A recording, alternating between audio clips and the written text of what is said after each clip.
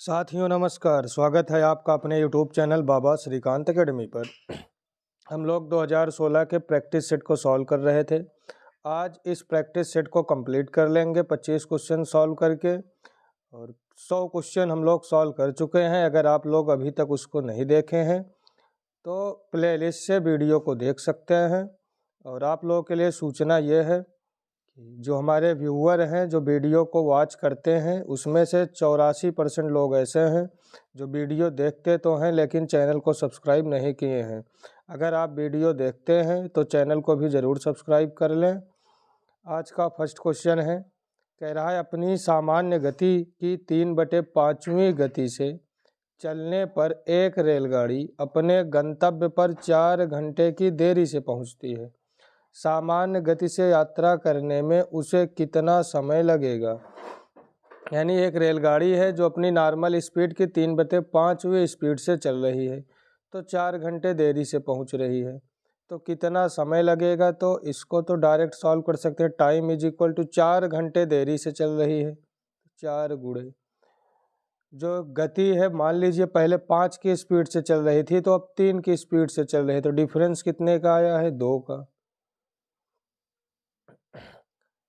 चल कितने की स्पीड से रही है, तो 3 की, तो 2 दूनी 4, 3 दूना 6 घंटे लगेंगे उसको। सामान्य गति से 6 घंटे का समय लगेगा। ऑप्शन नंबर बी इस क्वेश्चन का राइट आंसर होगा। सेकंड क्वेश्चन है, कह रहा है एक 75 मीटर लंबी रेलगाड़ी 20 किलोमीटर प्रति घंटा की चाल से चल रही है। प्लेटफार्म पर खड़े व्यक्ति को कितने समय में पार कर लेगी। अब यहाँ पर रेलगाड़ी की लंबाई 75 मीटर है और प्लेटफार्म पर खड़े व्यक्ति को पार करना है, तो खड़े व्यक्ति की पोल की कोई लंबाई नहीं होती है। तो 75 मीटर चलने में रेलगाड़ी कितना समय लेगी 20 किलोमीटर प्रति घंटा की चाल से। अगर किलोमीटर पर हावर में हो, हमको मीटर पर सेकंड में चेंज करना पड़ेगा, मीटर पर सेकंड में। तो हम मल्टीप्लाई गुणा करते हैं 5/18 से। तो 20 किलोमीटर प्रति घंटा को मीटर प्रति सेकंड में बदलने के लिए 20 गुणे 5/18, तो 100/18 मीटर पर सेकंड। हमको टाइम फाइंड करना है, तो समय बराबर दूरी बटे चाल फार्मूला होता है। समय बराबर दूरी 75 मीटर, चाल हम निकाल लिए हैं 100/18, 18 पलट के ऊपर आ जाएगा। तो 25 तिया 75, 25 चौका 100, 25 तिया 75, 25 चौका 100, 2 नवा 18, 2 दूना 4, 9 तिरिक 27/2। 27/2 का मतलब 13.5 सेकंड लगेगा रेलगाड़ी को उस खड़े व्यक्ति को पार करने में। ऑप्शन नंबर सी इसका राइट आंसर होगा, 13.5 सेकंड। यदि 3 पासे यदृच्छया उछाले जाते हैं, किसी भी पासे पर 3 आने की प्रायिकता क्या होगी। 3 dice are throw at random, the probability getting 3 of any dice. तो इसको द्विपद बंटन की मदद से हल कर सकते हैं। फार्मूला होता है NCR, Q की पावर R, P की पावर N-R।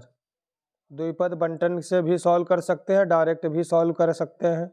कह रहा है 3 आने की प्रायिकता, 3 पासे उछाले गए तो 3 ब्रैकेट बना सकते हैं। हम फाइंड कर लें 3 ना आने की प्रायिकता। जैसे कह रहा है 3 आने की प्रायिकता, तो P = 1/6, 3 आने की प्रायिकता। 3 ना आने की प्रायिकता 5/6। तो पहले तीनों पासों पर 3 ना आने की प्रायिकता निकाल लें, 5/6, 5/6, 5/6 गुणा कर लें तो 125/216। ये तीनों पासों पर 3 ना आने की प्रायिकता हो गई। अब 3 आने की प्रायिकता, 3 आने की प्रायिकता, 3 आने की प्रायिकता, ये ना आने की प्रायिकता है, तो 1 - 125/216। 1 - 125/216 को सॉल्व करेंगे, 216 - 125 91/216। 91/216 ऑप्शन नंबर बी इस क्वेश्चन का राइट आंसर होगा। उम्मीद है क्वेश्चन समझ में आया होगा। अगर वीडियो अच्छी लग रही हो, क्वेश्चन समझ में आ रहा हो, तो वीडियो को ज़्यादा से ज़्यादा लाइक करें और अपने दोस्तों तक शेयर ज़रूर कर लें। और आप लोग चैनल को सब्सक्राइब ज़रूर कर लीजिए। सब्सक्राइब करने में भी बहुत कम समय लगता है, केवल एक क्लिक कर दीजिए, सब्सक्राइब हो जाएगा। यदि 10 निरूपणों का 15 से मापन करने पर विचलन का योग 7 है तो माध्य क्या होगा? बीजीय योग 7 है तो ये समेशन डी या सिग्मा डी बराबर 7 दिया है। 10 निरूपण है, n बराबर 10 दिया है। 15 मापन यानी ए की वैल्यू दी गई है। माध्य x बार is equal to A plus sigma D बटे n। 15 प्लस सिग्मा डी 7/10, तो ये 15 प्लस 0.7, 15.7। ऑप्शन नंबर सी इस क्वेश्चन का राइट आंसर होगा, 15.7।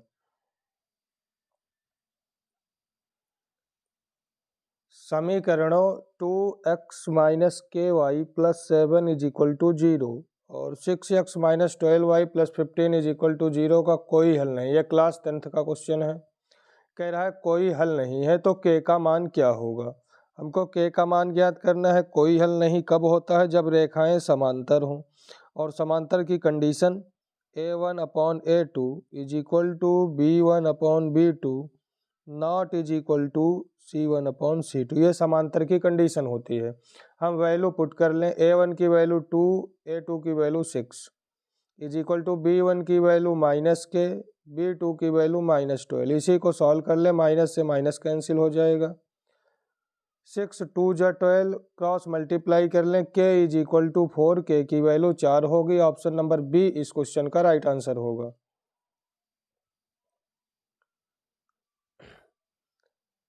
अगला क्वेश्चन है, कह रहा है यदि a plus B plus C बराबर 5, A B plus B C plus C A बराबर 10, तो A cube plus B cube plus C cube -3abc का मान क्या होगा?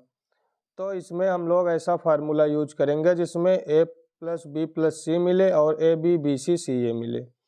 तो फार्मूला होगा इसका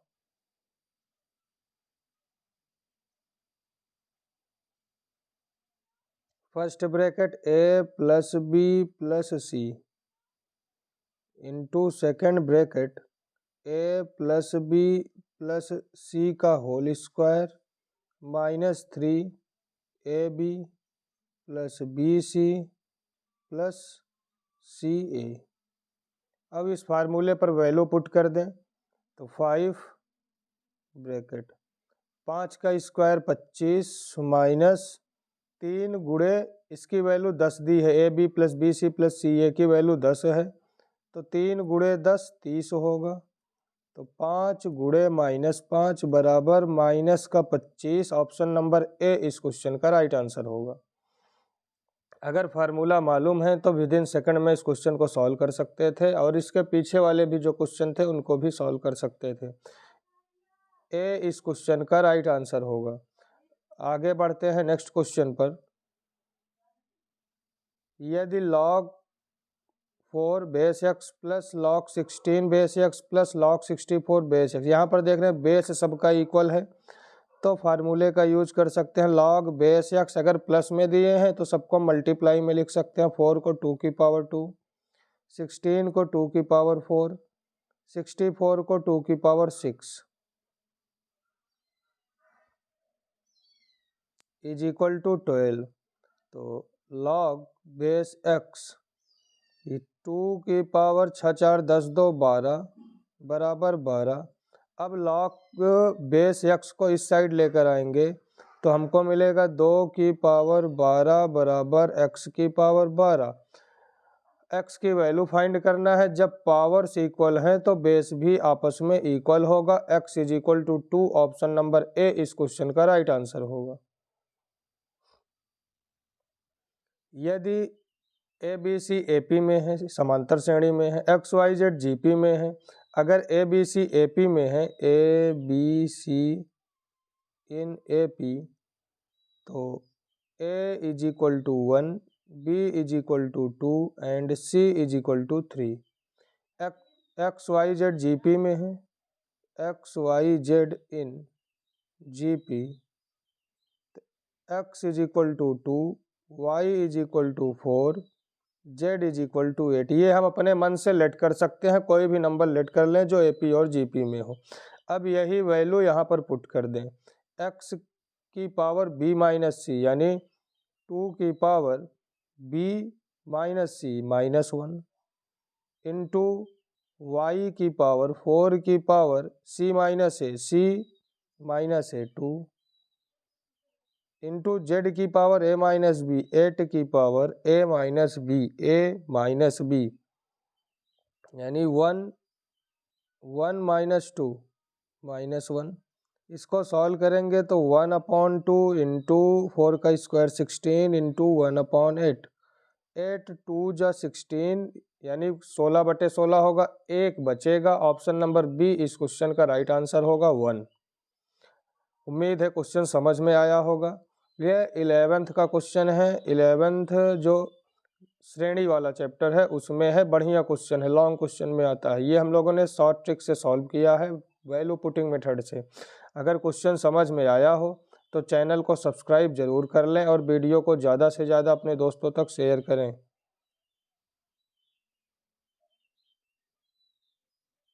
नेक्स्ट क्वेश्चन है, कह रहा है 1/log x/2 plus 1/log x/3 plus 1/log x/4 plus dot dot dot 1/log x/50 किसके बराबर होगा। तो इसको हम लिख सकते हैं, एक फार्मूला होता है log a/b is equal to log a upon log b, ये फार्मूला होता है। इसी फार्मूले का यूज हम डिनोमिनेटर में अगर करें तो हमको मिलेगा log 2 अपॉन में मिलेगा, ये पलट के ऊपर चला जाएगा तो log 2 upon log x plus log 3 upon log x plus dot dot dot plus log 50/log x मिलेगा। डिनोमिनेटर में देख रहे हैं log x है तो log x कॉमन ले सकते हैं, तो 1/log x, ऊपर बचेगा log 2 plus log 3 plus log 4 plus log 5 plus log 6 ऐसे log 60 तक। प्लस में है तो हम log m इंटू n का फार्मूला यूज कर सकते हैं, तो मिल जाएगा log 2 into 3 into 4 into 5 dot dot into 50 50 तक ऐसे मिल जाएगा। तो 1/log x इंटू log, अब 2 गुणे 3 गुणे 4 गुणे 5 50 तक लिखा है तो इसमें हम 1 का गुणा कर सकते हैं, 1 से 50 तक है तो इसको लिख सकते हैं log 50 फैक्टोरियल। यहाँ पर हमको मिला log 50 फैक्टोरियल बटे log x, तो इसको लिख सकते हैं log x 1/log x बटे log 50 फैक्टोरियल। तो फिर इसी फार्मूले का यूज करेंगे तो ये 1/log x base 50 factorial, 1/log x base 50 factorial. Option number C इस क्वेश्चन का राइट आंसर होगा।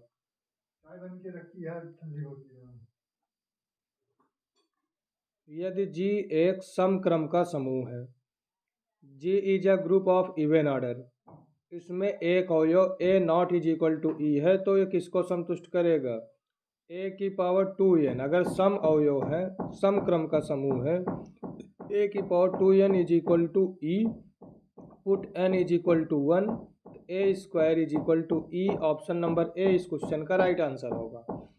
कह रहा है समक्रम का समूह है तो इवन पावर ढूंढ ले, यहाँ ऑड पावर है, ऑड पावर है, ऑड पावर है, इवन पावर एक जगह है तो ये राइट आंसर होगा अपना।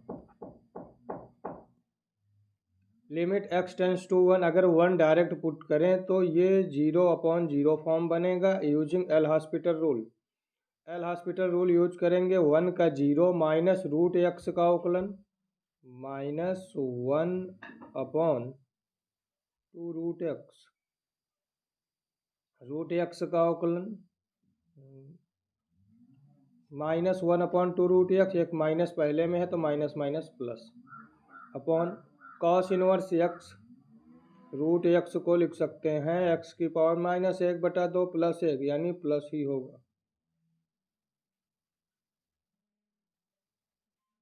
बटे कॉस इनवर्स एक्स का अवकलन -1/√1 - तो माइनस से माइनस कैंसिल हो जाएगा। अब x = 1 पुट कर दें तो 1/2/1 -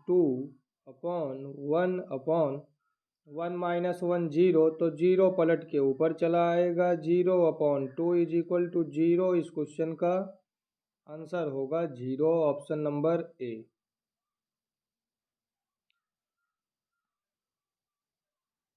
यहाँ पर पुट कर दें a = tan inverse theta, put a = tan theta and b = tan phi. a = tan theta, b = tan phi put कर देंगे तो फार्मूला बन जाएगा cos 2 थीटा का cos इनवर्स से cos कट जाएगा, बचेगा tan inverse a minus tan inverse b। tan inverse a minus tan inverse b का formula tan inverse a minus b upon 1 + ab। तो ऑप्शन नंबर बी इस क्वेश्चन का right answer होगा। Verbally इस question को solve कर सकते हैं क्योंकि 2 से ये वाला 2 कैंसिल होगा, tan इनवर्स से tan कैंसिल होगा। x का मान फाइंड करना है तो x = a minus b upon 1 + ab इस क्वेश्चन का राइट आंसर होगा। 2021 के सेट में भी हम लोग इस क्वेश्चन को सॉल्व कर चुके हैं। ध्रुवीय रूप फाइंड करना है। ध्रुवीय रूप होता क्या है? ध्रुवीय रूप बराबर r cos theta plus IR sin theta होता है। तो हमको थीटा और r की वैल्यू लिखना है। अब r कैसे फाइंड करते हैं? r = √x² + y²। तो r की वैल्यू 1 - 1 का स्क्वायर 1, √3 का स्क्वायर 3, तो √4। r की वैल्यू 2 मिल गई, 2 चारों ऑप्शन में है। अब यहाँ पर देख रहे हैं x की वैल्यू माइनस में, y की वैल्यू माइनस में, ये तो थर्ड क्वाड्रेंट में होगा, तृतीय चतुर्थांश में। तृतीय चतुर्थांश में theta = tan inverse y upon x minus pi होता है थीटा की वैल्यू। तो tan inverse y minus √3, y मतलब आयोटा वाली वैल्यू, यहाँ माइनस रूट के अंदर है तो आयोटा हो जाएगा। तो √3/1 माइनस पाई, ये वैल्यू है π/3 माइनस पाई। π/3 में पाई माइनस करेंगे तो माइनस का 2π/3 होगा। अब ये थीटा और r की वैल्यू इस इक्वेशन में पुट कर दें तो 2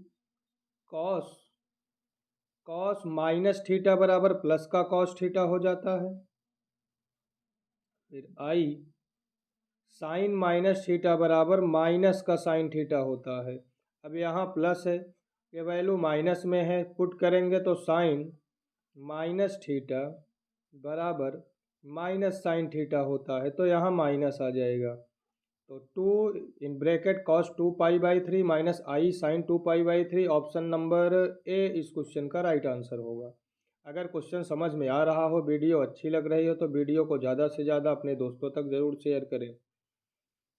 कह रहा है एक समकोण त्रिभुज की भुजाएं AR हैं, r का मान 1 से छोटा है तो r²। अब r का मान 1 से छोटा है तो ये जो AR और AR² हैं ये छोटी साइड होंगी, क्योंकि r का मान 1 से छोटा है, a के बारे में नहीं बताया है। तो हम एक राइट एंगल ट्रायंगल बना लें। कह रहा है समकोण त्रिभुज के शीर्ष भुजाएं हैं, ये दोनों r का मान 1 से छोटा है तो ये दोनों वैल्यू छोटी होंगी। AR और AR², ये a 90 डिग्री। पाइथागोरस थ्योरम का यूज कर लें तो कर्ण का स्क्वायर बराबर लंब का स्क्वायर प्लस आधार का स्क्वायर। a² कॉमन लेके कैंसिल कर सकते हैं तो हमको मिलेगा यहाँ a⁴ होगी, r⁴ प्लस r², इधर 1 बचेगा, a² कैंसिल कर देंगे, -1 = 0। r² की वैल्यू फाइंड करना है तो श्रीधराचार्य के नियम का यूज करें। r² = -b plus minus b² minus 4ac, c का मान माइनस में है तो +4 अपॉन 2a। इसको सॉल्व कर लेंगे तो -1 प्लस माइनस √5/2 मिलेगा। पॉजिटिव वैल्यू भी ले सकते हैं, निगेटिव वैल्यू भी ले सकते हैं। r² बराबर प्लस का √5 -1/2, क्योंकि एक माइनस में है बटे 2 में, केवल ऑप्शन नंबर ए है तो ऑप्शन नंबर ए इस क्वेश्चन का आंसर होगा, r² की वैल्यू होगी। यदि f(x) = cos hyperbolic x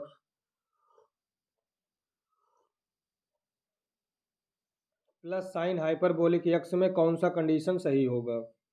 f(x) given है, हम fy फाइंड कर सकते हैं। जहाँ जहाँ x है y पुट कर दें, cos hyperbolic y plus sine hyperbolic y। सब में हमको मल्टीप्लाई ही करना है, सभी ऑप्शन में दोनों का मल्टीप्लाई करना है। तो मल्टीप्लाई अगर करेंगे तो cos hyperbolic x into cos hyperbolic y plus cos hyperbolic x into cos hyperbolic y plus cos hyperbolic x into sine hyperbolic y और plus sine hyperbolic x cos hyperbolic y और plus sine hyperbolic x sine hyperbolic y। अगर दोनों का multiply करेंगे तो ये मिलेगा। यहाँ से हम देख रहे हैं cos hyperbolic x cos hyperbolic y, cos hyperbolic x cos hyperbolic y और plus sine hyperbolic x sine hyperbolic y। तो ये फार्मूला बन जाएगा cos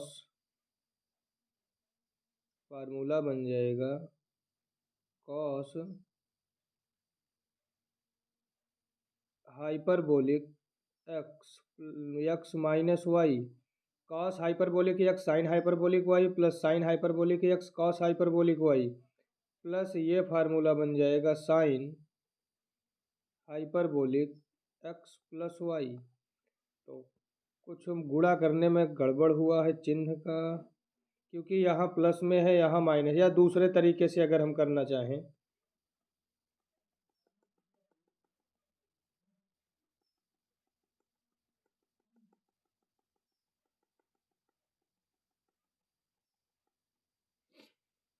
पुट कर दे x = x प्लस वाई, तो f(x + y) = मिल जाएगा cos hyperbolic x plus y plus sine hyperbolic x plus y. अब इन दोनों का मल्टीप्लाई कर दें, इन दोनों का मल्टीप्लाई करें जिससे हमको ये मिल जाए, जैसे f(x) में xy को जोड़ दें, x में xy को जोड़ देंगे तब ये x प्लस वाई नहीं मिल सकता है, गुणा करेंगे तब स्क्वायर में चेंज हो जाएगा, भाग करेंगे तब कैंसिल होगा, यानी x बटे वाई में आएगा। और x प्लस वाई यानी पुट करके अगर निकालेंगे, यानी जैसे गुणा किए थे वैसे करेंगे तब ये मिलना चाहिए। वहाँ पर जब गुणा किए तो माइनस आ जा रहा था, तो यहाँ पर प्लस होना चाहिए। इस हिसाब से ऑप्शन नंबर सी इस क्वेश्चन का राइट आंसर होगा। एक समबाहु त्रिभुज के आधार का समीकरण दिया गया है।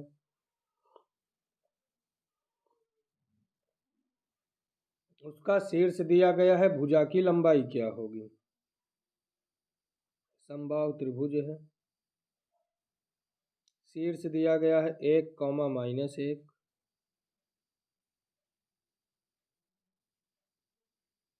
ये हाइट होगी, समबाहु त्रिभुज की ऊंचाई होगी h, जो कि परपेंडिकुलर होगा। और समीकरण, आधार का समीकरण x प्लस वाई बराबर 1। अब हम डाले गए लंब की लंबाई h फाइंड कर सकते हैं। h = डाले गए लंब की लंबाई, ये होता है mod of c upon √x² plus y²। x y की वैल्यू ये पॉइंट पुट कर दें तो 1 + 1 √2 मिल जाएगा, ये h की वैल्यू मिल गई। समबाहु त्रिभुज है तो 60-60 डिग्री का कोण बनेगा। हमको भुजा फाइंड करना है, तो साइन 60 डिग्री = h 1/√2 अपॉन ये साइड एस मान लेते हैं, ये साइड एस फाइंड करना है। तो यहाँ से साइन 60 की value √3/2 is equal to 1/√2s। तो √2 से 2 कैंसिल होगा, फिर रेसिप्रोकल कर लें तो S is equal to √2/3। S is equal to √2/3। Option number C इस क्वेश्चन का आंसर होगा। ये तो डायरेक्ट फार्मूला है। फार्मूला हम लोग पढ़े हैं कि cos square alpha plus cos square beta plus cos square gamma बराबर 1 होता है। यही जब sign square alpha, sign square beta, sign square gamma पूछ ले तो ये 2 के बराबर होता है। निकालेंगे कैसे? कॉस स्क्वायर अल्फा को लिख सकते हैं 1 minus sine square alpha plus 1 minus sine square beta plus 1 minus sine square gamma is equal to 1। 1 से 1 कैंसिल होगा, ये तीनों टर्म माइनस में है, इज इक्वल टू के दूसरी साइड भेज दे तो प्लस में होगा। 1 + 1 2 इस क्वेश्चन का राइट आंसर होगा। समीकरण दिया गया है जो कि सरल रेखा युग्म को प्रदर्शित करता है, तो के का मान, अगर ये सरल रेखा युग्म को प्रदर्शित कर रहा है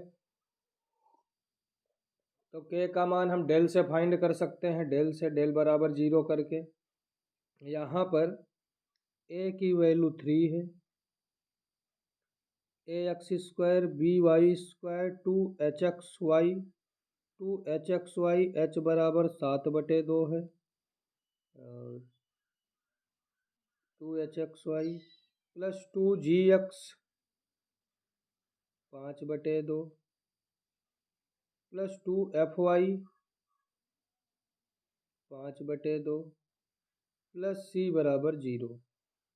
डेल बराबर फार्मूला होता है ABC minus plus 2FGH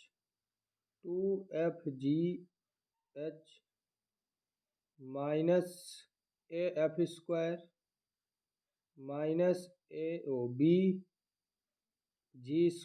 BG² minus CH²। Value put कर दें A गुणे B गुणे C। सी की वैल्यू तो के है ना, सी की वैल्यू यहाँ के है, 0 नहीं है, सी की वैल्यू के है। ए गुणे बी 3 दूना 6 के प्लस तो एफ का मान 5/2, तो 2 से 2 कैंसिल हो जाएगा और 5×25 25×7 175/4 माइनस AF²। ए का मान 3, एफ का मान यानी 25/4, 25×3=75/4 BG²। 25/4, 25 दूना 50/4 CH²। एच का मान 7/2, तो 49/4 के बराबर 0। अब के को 160 कर लें तो 6 चौका 24 माइनस 49, 24 माइनस 49 तो माइनस का 25/4 के। अब इन ये तीनों टर्म माइनस में, बेस सबका बराबर है तो 75 और 50 125, 75 50 125, 125 और 49, 125 49 74। 125 में 50 ऐड कर दें तो 175। नहीं, ये वाला टर्म हम इसमें के साथ यूज कर चुके हैं इन दोनों को।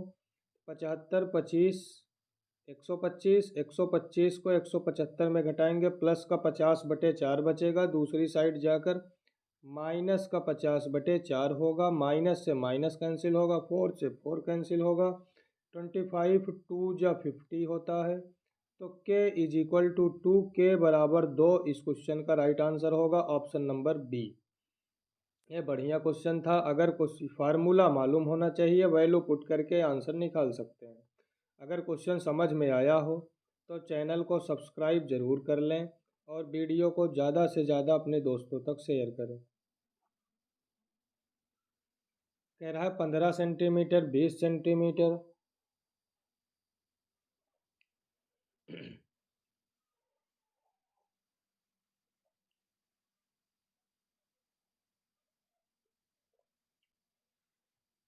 पंद्रह सेंटीमीटर 20 सेंटीमीटर त्रिज्याओं वाले दो वृत्तों के केंद्रों की दूरी 25 सेंटीमीटर, यानी जो सर्कल बनेगा वो इस तरीके से बनेगा।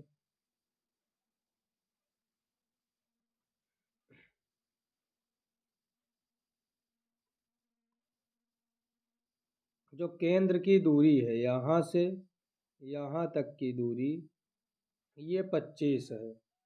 पहले वृत्त की त्रिज्या 15 है, ये 15 है। दूसरे वृत्त की त्रिज्या 20 है, ये पूरा 25 है। सेंटर ओ से ओ डैश तक की दूरी 25 है। उभयनिष्ठ जीवा की लंबाई, हमको ये लंबाई फाइंड करनी है, ए बी ज्ञात करना है। अगर हम देखें रेशियो तो 5 तिहाई 15, 5 चौका 20, पचम 25, 3 4 5 ट्रिपलेट होता है पाइथागोरस का। तो यहाँ पर 90 डिग्री राइट एंगल बन सकता है, ये होगा राइट एंगल। और एक राइट 90 डिग्री का कोण यहाँ भी बनेगा। तो हमको ए बी फाइंड करना है, हम ए एम फाइंड करके 2 से मल्टीप्लाई कर दें। त्रिभुज का क्षेत्रफल होता है 1/2 आधार गुणे ऊंचाई, तो 1/2 आधार 15 ऊंचाई 20। इसी ट्रायंगल में 1/2 बेस, बेस पूरा ये ओ से ओ डैश तक ये बेस हो सकता है, ये 25 दिया है, गुणे ऊंचाई ए एम, ये हाफ ए से एम तक ये ऊंचाई का काम करेगा। ए एम फाइंड करके 2 से मल्टीप्लाई कर दें। 1/2 से 1/2 कटेगा, 5 तिया 15, पचम 25, 5 चौका 20, ए एम बराबर 3 चौका 12।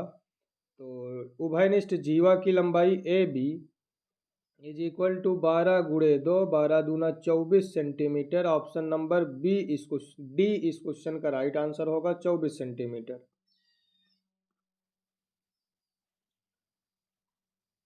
Limit n tends to infinity 1/1 minus 1/2n की होल पावर n+1 किसके बराबर होगा? अगर इन्फिनिटी पुट करेंगे तो ये 1 की पावर इन्फिनिटी फॉर्म बन जाएगा। 1 की पावर इन्फिनिटी फॉर्म बने तो फार्मूला होता है e की power limit x tends to infinity, power आगे आ जाता है और जो क्वेश्चन होता है fx में एक माइनस कर देते हैं।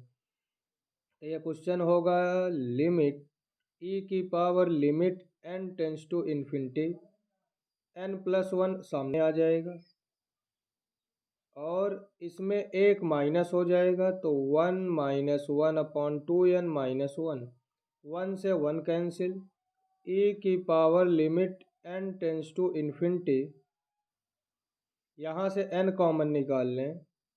अगर यहाँ से n कॉमन निकाल लें तो 1 + 1/n into 1 + 1/n into minus 1/2n, n से n कैंसिल हो जाएगा, बचेगा क्या? e की पावर माइनस का 1/2, इसको लिख सकते हैं 1/e की पावर 1/2, ये होगा 1/√e, 1/√e। Option number B इस क्वेश्चन का राइट आंसर होगा, 1/√e।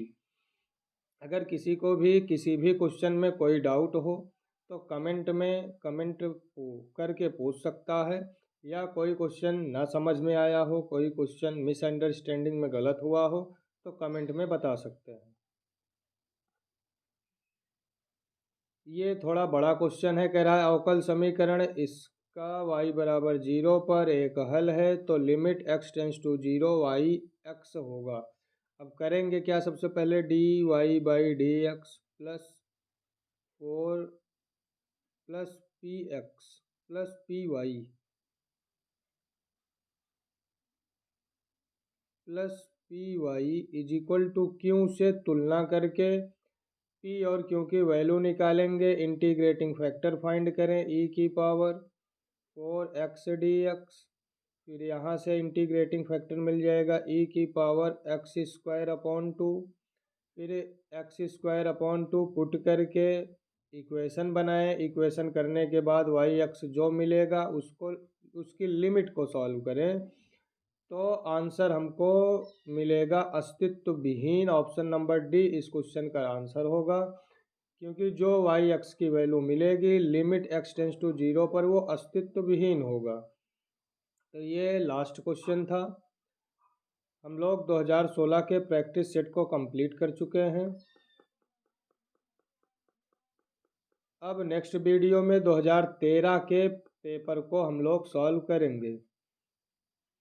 जो हमारे व्यूअर हैं जो वीडियो को देखते हैं उसमें से 83 या 84% लोग ऐसे हैं जो चैनल को सब्सक्राइब नहीं किए हुए हैं।